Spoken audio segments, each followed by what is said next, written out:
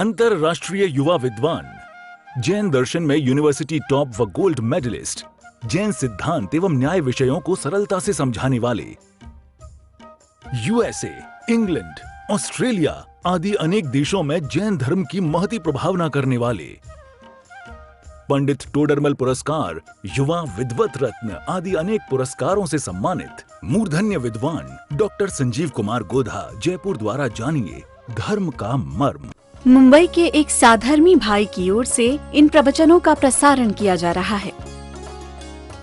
हरिहत सिद्ध सूरी उपाध्याय साधु सर्व अर्थ के प्रकाशी मार्गिक उपकारी है।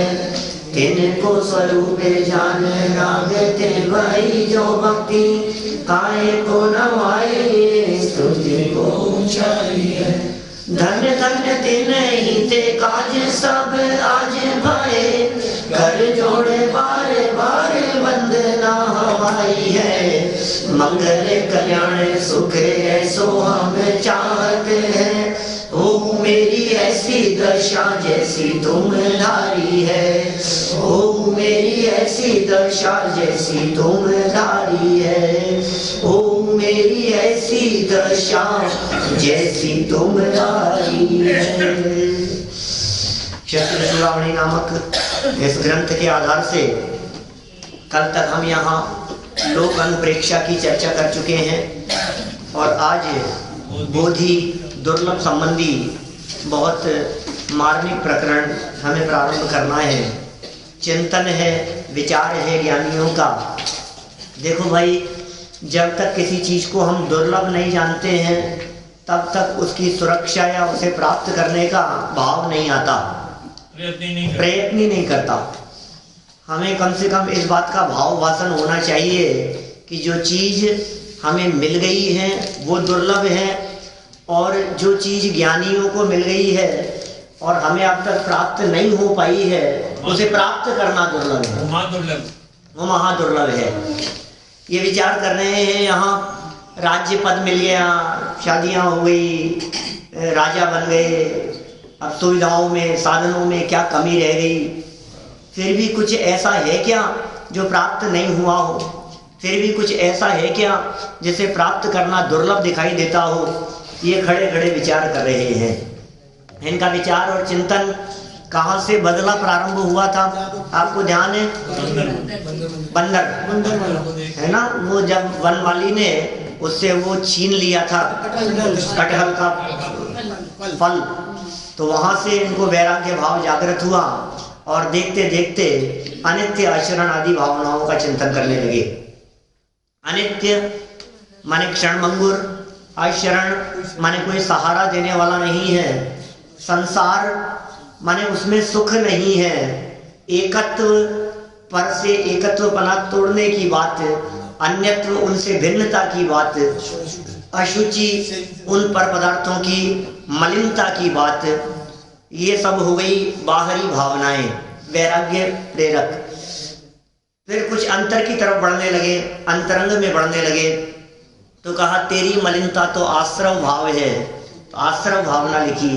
फिर उनको रोकने का उपाय तो संवर है, संवर भावना लिखी। फिर बैठे पूरब चोर, निर्जरा भावना की बात कही।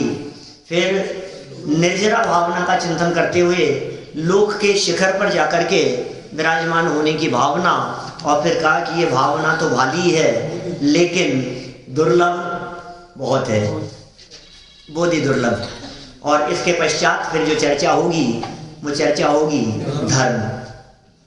देखिए 74 नंबर का ये श्लोक है, 744 नंबर पेज पर, 544 नंबर पेज पर 74 नंबर का श्लोक, बोधि दुर्लभ भावना अनुप्रेक्षा।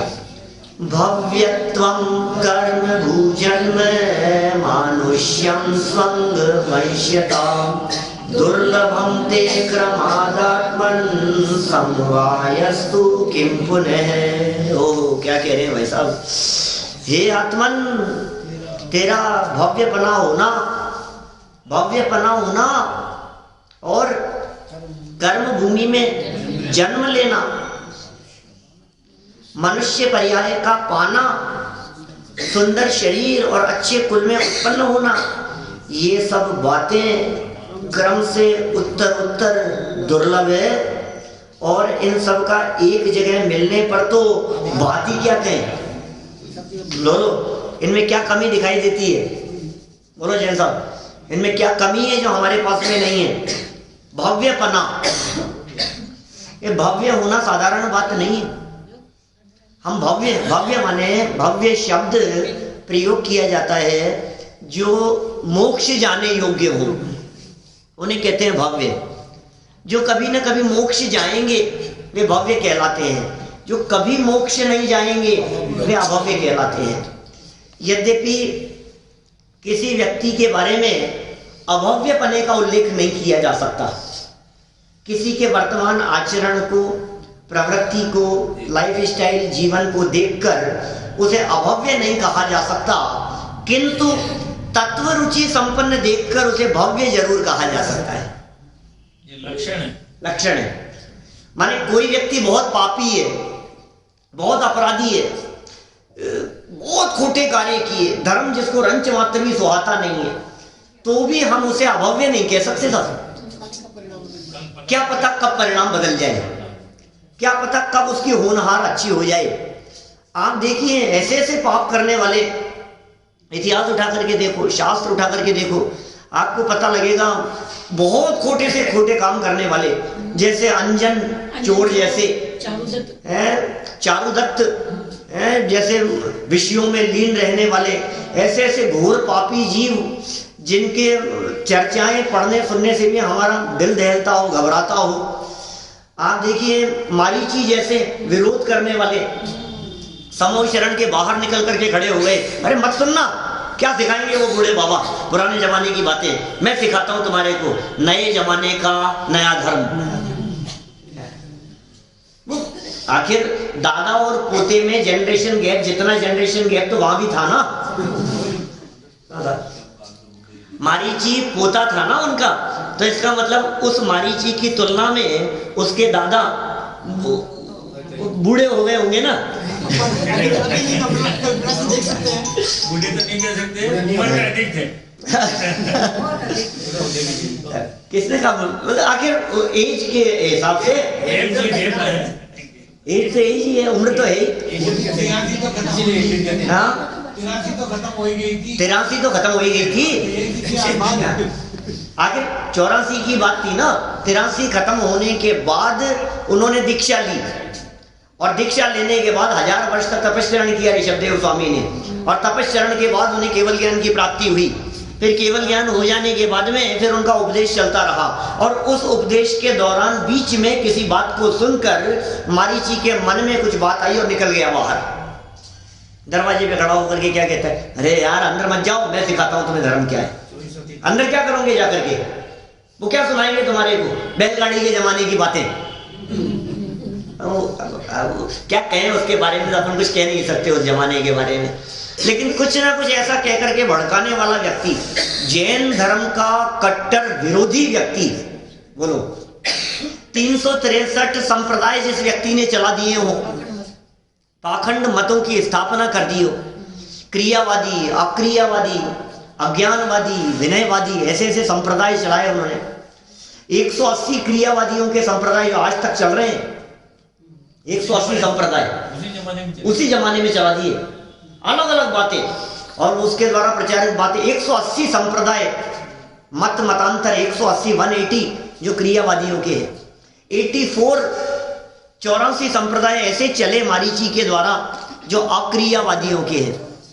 करो मत कुछ भी, क्रियावादियों को कहा करने से धर्म होगा, करने से मोक्ष होगा, बिना किए क्या होगा।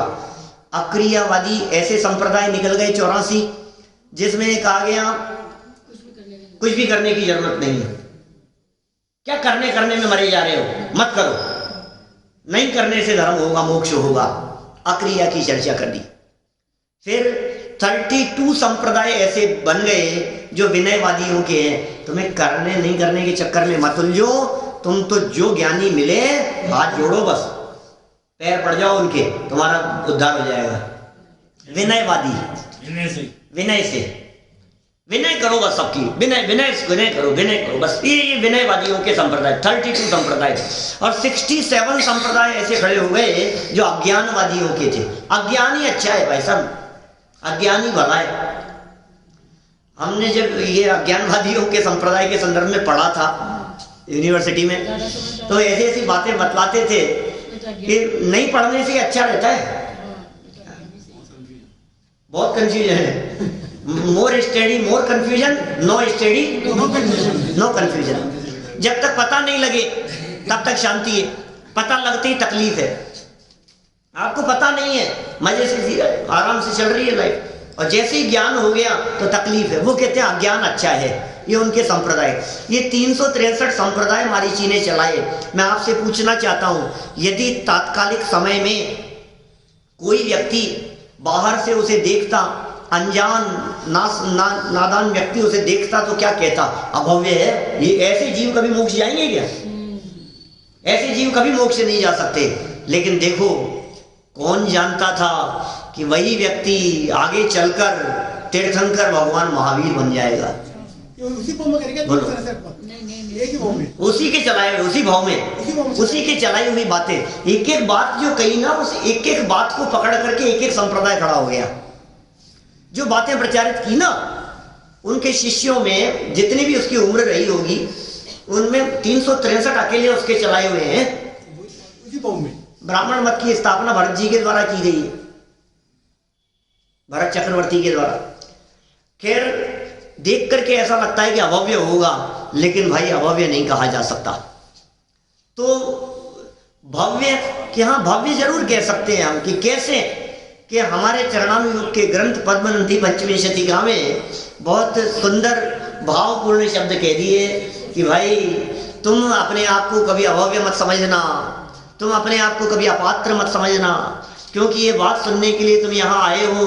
तुम निश्चित ही भव्य हो, तुम पात्र जीव हो, तुम अल्पकाल में मोक्ष जाने वाले हो, तुम भगवान महावीर स्वामी के बगल में जाकर के बैठने वाले हो, तुम्हारा सिंहासन वहां होगा, लोक के शिखर पर जाकर के विराजमान हो जाओगे, तुम सिद्धों की श्रेणी में तुम्हारा नाम आएगा, उस जगह पर तुम जाकर के विराजमान होंगे, अनंत काल तक सुख का उपभोग करोगे, अनंत अतीन्द्रिय आनंद के झरने तुम्हारे बहेंगे। ये स्थिति होगी। क्यों?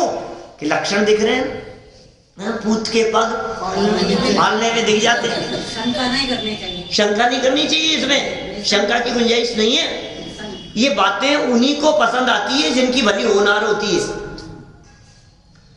बड़े भाग्य से हमको मिला जिन धर्म। अब इतना ही नहीं, फिर आगे कह रहे हैं, बड़े भाग्य से हमको मिले जिन वचन। जिन धर्म तो मिल गया था, जैन कुल में पैदा हो गए थे, जिन वचन भी तो मिल गए। और फिर इसके साथ साथ में क्या लगाना? नारे कहाँ हमारी कहानी, हम तो ये कह रहे हैं बड़े भाग्य से हमारे को बन गया हमारा मन इन बातों को सुनने का। जिन धर्म भी मिल जाए, जिन वचन भी मिल जाए, लेकिन जिन वचनों को सुनने की रुचि ना मिले तो क्या होगा? बोलो। रुचि भी तो मिल गई है। तो पद्मनंदी आचार्य कहते हैं, तत्प्रति प्रीति चित्तेन येन वार्तापि ही श्रुता निश्चितम स भवेद भव्यो भावी निर्वाण भाजनम।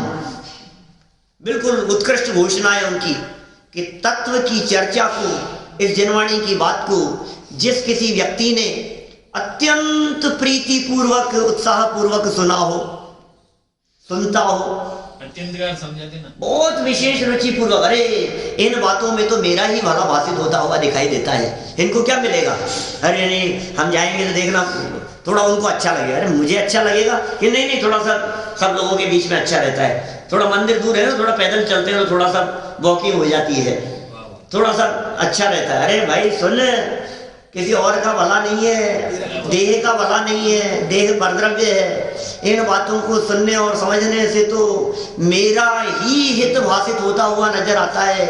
इस विचार पूर्वक, अत्यंत भाव पूर्वक जो इन वचनों को सुनता हो, समझने का प्रयास करता हूँ, अंतरंग में उतारने की चेष्टा करता हूँ, तो पद्मानंदी आचार्य कहते हैं तत्प्रति प्रीति चित्तेन, प्रीति चित्त से एन वार्तापि, इस वार्ता को भी श्रुता सुनाओ, अत्यंत प्रीति पूर्वक, जिसने जिनवाणी की इन चर्चाओं को प्रीति पूर्वक सुनाओ, निश्चितम, निश्चितम स माने वह भवेत भव्यो, भव्य होता है, वो भव्य है, शंका ही नहीं है बिल्कुल भी, वो भव्य है।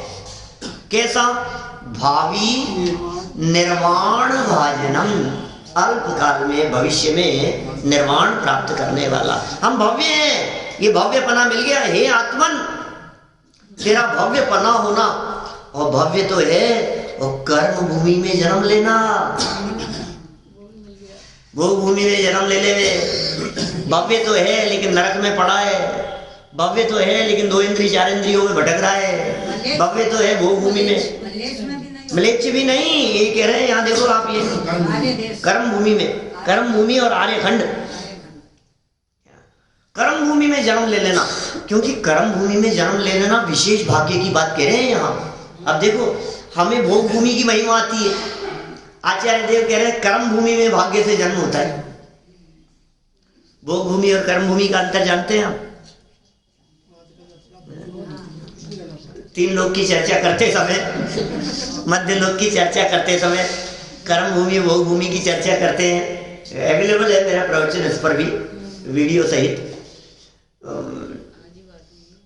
तो कर्म भूमि माने जहाँ कर्म करना पड़े, भोग भूमि माने जहाँ कर्म न करना पड़े, भोगों की प्रधानता हो, हर चीज जहाँ रेडीमेड मिलती हो, हर चीज जहाँ तैयार मिलती हो, उसका नाम है भोग भूमि। कल्प वृक्षों से यहाँ की व्यवस्था होती हो, यहाँ नहीं है, लेकिन इसी स्थान पर बदीचंद जी के मंदिर में कल्प वृक्ष बने हुए हैं। दीवार इधर बैठो ना, तो राइट साइड में वहां कल्प वृक्ष बने हुए हैं, हर चीज मिल जाती है, धन वैभव संपदा, खाने पीने की चीजें, बर्तन, गहने जेवर, अंदर बने हैं, अंदर भी है। बुढ़ापा भी नहीं आता उनको, बुढ़ापा नहीं आता। अभी देखो आप, भोग भूमि कितनी सुंदर है, जो चीजें चाहो आपको, कल्प वृक्ष खड़े, जो मांगो सो मांग लो, और मांगोगे तो मिल जाएगा। आयु भी लंबी होती है, आयु भी लंबी होती है, लेकिन उन कल्प वृक्षों से मिल जाने के संदर्भ में बुधरदास जी 12 भावना में कहेंगे, धन कन कंचन राज सुख नहीं। और इसके आगे जांचे सुरतरु दे सुख, चिंतत चिंता रैन, बिन जांचे बिन चिंतये धर्म धर्म, वो धर्म भावना में कहेंगे। बात आगे करूंगा, अभी नहीं, है ना। अभी तो कल्प वृक्ष भी मिल गए तो कह रहे हैं अभागा है, अनंत बार तुझे कल्प वृक्ष मिल गए, अनंत बार तुझे भोग सामग्री मिल गई, लेकिन कर्म भूमि में जन्म लेना, अरे साहब बहुत मेहनत करनी पड़ती है साहब, कमाना आसान थोड़ी ना, कमाना खाना बनाना संभालना ये सब आसान काम नहीं है भाई। भाग्यशालियों को कर्म भूमि नसीब होती है, ये कह रहे हैं। भव्यपना हो गया, इधर किस बात कर रहा है, वहाँ भी सुगर, यहाँ भी मेहनत करनी पड़, यहाँ मेहनत करनी पड़ रही है, वहाँ शांति से मिल रहा है। ये सुनो, वो जो अतीन्द्रिय आनंद है ना, वो जो उत्कृष्ट जाति का सुख है, वो कर्म भूमि के मनुष्यों को मिल सकता है, वो भोग भूमि वालों को नहीं मिल सकता। भोग भूमि वालों को स्वर्ग मिलता है और कर्म भूमि वालों को मुक्ति। इस बात का मोक्ष जाने वाले जीव भोग भूमि से नहीं जा सकते, कर्म भूमि से जा सकते हैं। जिन जीवों को मोक्ष जाना हो या जिन जीवों को विशेष अतीन्द्रिय आनंद प्रकट करना हो, वो कर्म भूमि के जीव ही हो सकते हैं। भोग भूमि के जीव संयम नहीं ले सकते, कर्म भूमि में संयम है। कर्म भूमि में 6वां 7वां गुण स्थान और श्रेणी चढ़ना और मुक्ति की प्राप्ति और केवल ज्ञान, ये सब कर्म भूमि से संभव है, भोग भूमि से नहीं हो सकता। देखो हमें तो क्या क्या मिल गया है, भव्य तो हम है ही। आगे बढ़ो, कर्म भूमि में हमने जन्म ले लिया है, ये भी बहुत अच्छी बात है। फिर आगे मनुष्य पर्याय का पाना, ओ कर्म भूमि में तो 2 इंद्रिय भी हैं, 3 इंद्रिय भी हैं, वो सब नियम से कर्म भूमि में ही होते हैं। आपको मालूम है, चींटी, मक्खी मच्छर कीड़े मकोड़े ये सब भोग भूमि में नहीं होते। भोग भूमि में विकलत्रय जीव नहीं होते सब। क्या विकलत्रय जीव नहीं होते भोग भूमि में? वहां सब नियम से पंचेंद्रिय होते हैं, सैनी पंचेंद्रिय होते हैं। एक इंद्रिय तो सर्वत्र है, उनकी तो क्या बात करें। विकलत्रय जीव भोग भूमि में नहीं होते। अब कर्म भूमि में जन्म लिया और असंगी बन करके जन्म लिया तो फिर खत्म हो गया ना, क्या सीखेगा समझेगा। असंगी माने जिसको मन नहीं है।